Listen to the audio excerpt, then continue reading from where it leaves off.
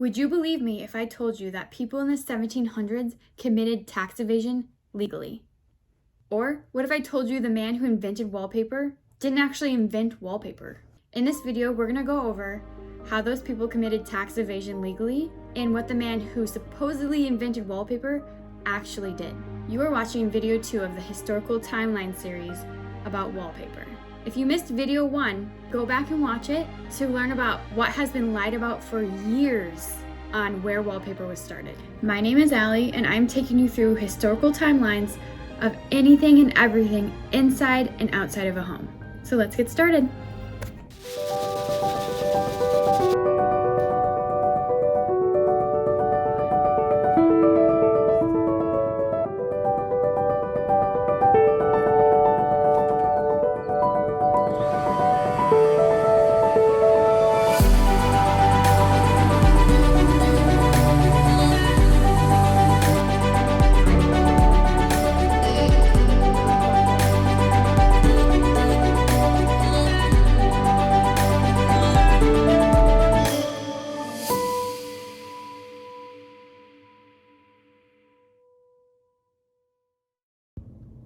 So, in the first video, we talked about where and when wallpaper actually started.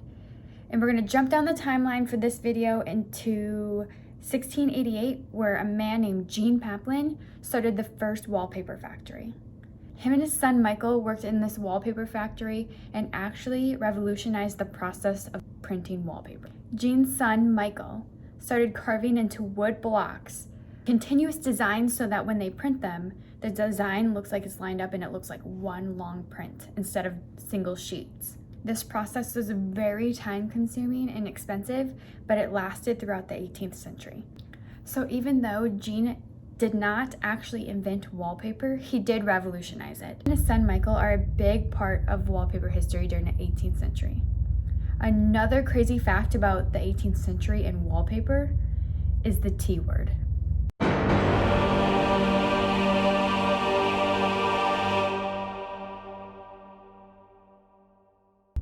So as I mentioned in video 1, we're going to discuss the T word.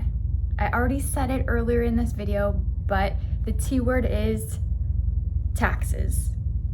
Further down the timeline in 1712, in Great Britain, wallpaper was becoming more affordable and common people were using it in their homes. It wasn't just for the rich anymore, and it became really popular.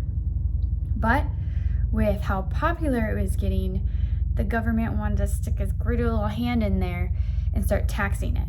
The rules for taxing wallpaper was any wallpaper that was printed, painted, or patterned was taxed. So pretty much all wallpaper. The tax started off as 1 pence per square yard, but then they decided that wasn't enough, and so they upped it to 1 shilling per square yard.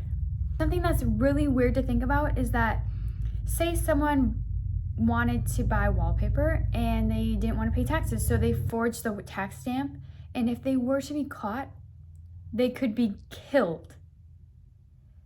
So people were killed for forging tax stamps on wallpaper. Killed. But I think that's a bit extreme.